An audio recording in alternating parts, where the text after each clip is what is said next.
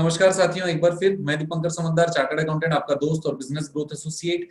Peer to peer lending एक जबरदस्त concept है एनबीएफसी में, जिसमें बहुत लिमिटेड नंबर ऑफ कंपनीज है पूरे भारत में, और ये आरबीआई से लाइसेंस्ड कंपनी होता है। और इसमें इतनी सारी संभावनाएं हैं जो मॉडर्न माइंडेड होगा केवल वो समझ सकता है। इसके अलावा हर एक व्यक्ति जो चाहता है कि मोबाइल से मेरा सब काम हो जाए, मेरा फाइनेंस भी मोबाइल से हो जाए, मेरा इन्वेस्टमेंट भी मोबाइल से हो जाए, और मैं ज्यादा पैसे कमाऊं, और जो लोन ले रहा है उसको भी ये लगे कि मुझे कम से कम ब्याज देना है, क्योंकि अगर उसका क्रेडिबिलिटी बराबर नहीं है, उसका क्रेडिबिलिटी बहुत अच्छा नहीं है, तो उस केस में क्या होता है, उसको बहुत हाई इंटरेस्ट रेट पे लोन लेना पड़ता है, जो यहाँ पर उसको कम पड़ने वाला है। तो पीयर टू पीयर लेंडिंग एक जबरदस्त सॉल्यूशन। देखिए, जैसे मैंने बताया कि peer to peer lending P2P company जिसको कहते हैं, वो आरबीआई उसका लाइसेंस देता है, और ये एनबीएफसी होता है, मतलब नॉन बैंकिंग फाइनेंशियल कंपनी होता है। इसके 6 इंपॉर्टेंट क्वेरीज के जवाब मैं आप लोगों को देने वाला हूं। सबसे पहला प्रश्न ये है, what is the meaning of the word person mentioned at para 41A4 of the NBFC P2P Directions 2017? इसका मतलब है पर्सन्स का मतलब क्या होता है। P2P में पर्सन्स बहुत इंपॉर्टेंट है, वो पर्सन जो लोन दे सकते हैं, जो लोन ले सकते हैं, क्योंकि इस एक्ट में स्पेशल डेफिनेशन है। और इसमें ये प्रश्न एडिशनल है, क्या उसमें बैंक और एनबीएफसी भी जुड़े हुए रहेंगे?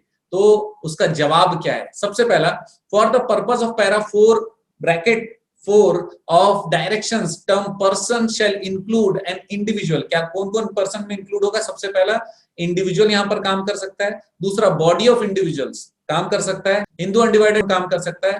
कोई फर्म मतलब पार्टनरशिप फर्म भी यहां पर आ सकता है। कोई सोसाइटी भी यहां पर काम कर सकता है। कोई आर्टिफिशियल बॉडी मतलब कोई कंपनी भी हो सकता है, कोई कॉर्पोरेशन हो सकता है, चाहे वो इनकॉर्पोरेशन हुआ हो चाहे इनकॉर्पोरेशन ना हुआ। इनकॉर्पोरेशन का मतलब या तो उसका रजिस्ट्रेशन हुआ हो या नहीं हुआ हो। इसका मतलब इसमें लगभग सारे लोगों को ही कवर किया गया है, लेकिन यहां पर कहीं पर भी बैंक नहीं लिखा हुआ है, इसलिए बैंक को मत कंसिडर करिए।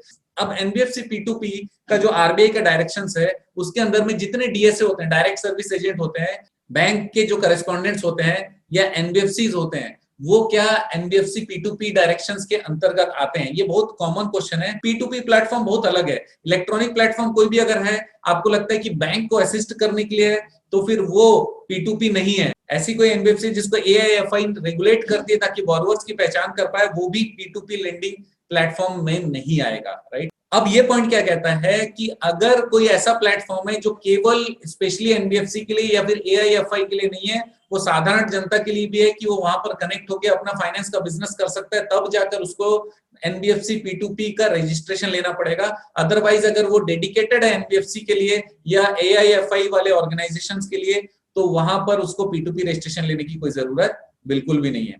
तीसरा प्रश्न ये है कि लीवरेज को कैसे डिफाइन करेंगे एनबीएफसी P2P लेंडिंग प्लेटफॉर्म में। लीवरेज रेशियो क्या होता है? जितने भी आउटसाइड लायबिलिटी रहते हैं जो बैलेंस शीट में रहता है, उससे डिवाइड करना पड़ेगा ओन्ड फंड से। खुद का फंड कितना है, तो वो जो रेशियो आएगा उसको लीवरेज रेशियो बोलेंगे। फॉर एग्जांपल, हमारा आउटसाइड फंड है सपोज करिए 100 करोड़, और खुद का ओन्ड फंड है, खुद के पैसे जो है वो सपोज करिए 40 करोड़ से। इसका मतलब 200 डिवाइडेड बाय 40 करेंगे तो 2.5 टाइम्स है हमारा लीवरेज रेशियो, राइट। तो ये लीवरेज रेशियो का मीनिंग है। कस्टमर का फंड जो या तो हमने बोरो किया होगा या लेंड किया होगा। बोरो का मतलब है कि क्योंकि हमारा प्लेटफॉर्म है, तो एक कस्टमर पैसा दे रहा है देने के लिए और दूसरा कस्टमर पैसा ले रहा है, तो ये आउटसाइड फंडिंग नहीं माना जाएगा, तो ये आउटसाइड लायबिलिटी नहीं माना जाएगा। कंपनी का डायरेक्ट लायबिलिटी नहीं है, वो इंटरनल उनका आपस में म्यूचुअल लायबिलिटी माना जाएगा। ये चीज आप लोग इंपॉर्टेंट है, ध्यान रखिएगा।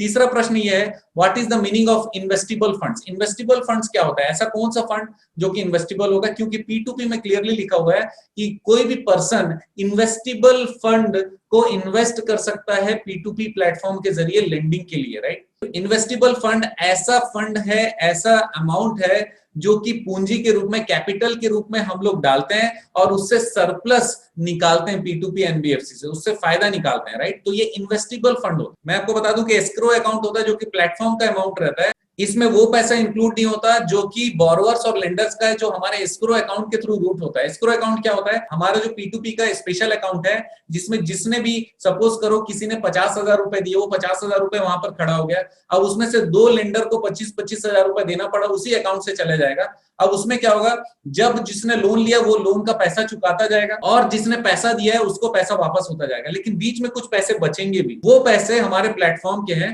वो हमारा सरप्लस हो गया। तो इन्वेस्टिबल मनी क्या हो गया?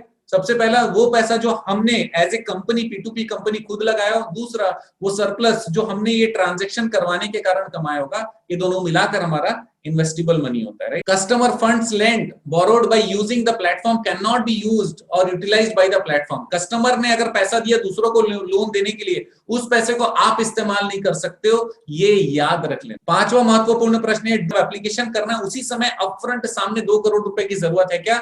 जो भी एनबीएफसी P2P का रजिस्ट्रेशन लेना चाहता है, यस और नो। और वो क्या है? एनओएफ मतलब नेट ऑपरेटिंग फंड के रूप में लाना है क्या? आंसर ये है कि आपको पैसा पहले से लाने की जरूरत नहीं है, अपफ्रंट लाने की जरूरत नहीं, केवल आपको बताना पड़ेगा कि प्रोमोटर कौन कौन है और कौन सा व्यक्ति कितना पैसा देगा। उसका डिक्लेरेशन सर्टिफिकेशन सर्टिफाई करके आप पहले से रख लीजिए रेडी और एप्लीकेशन कर सकते हो। और उसके बाद जब ये कहा जाएगा कि वो पैसे लगाने हैं, तब आपको वो पैसे को अकाउंट में डालना पड़ेगा। रजिस्ट्रेशन से पहले आपको बुलाया जाएगा, बताया जाएगा कि आपका ओके हो गया है, रजिस्ट्रेशन आपको दिया जाने वाला है। आप अकाउंट में पहले वो जो प्रोमोटर्स के पैसे उसको डालिए, बैंक से सर्टिफिकेट लीजिए कि आपका बैलेंस कितना आ गया, बैंक स्टेटमेंट के साथ लेकर आइए, तब आपको रजिस्ट्रेशन सर्टिफिकेट मिलेगा। दूसरा, no change in promoter is allowed in the इंटरिंगम। इसका मतलब ये है कि बीच में कोई भी प्रोमोटर चेंज नहीं हो सकता। उस समय 5 लोगों का नाम आपने दिया जो पैसे देंगे, अब बीच में एक बंदा बोला मैं नहीं दूंगा, उसके जगह आपने दूसरा व्यवस्था कर लिया, ऐसा नहीं चलेगा, राइट।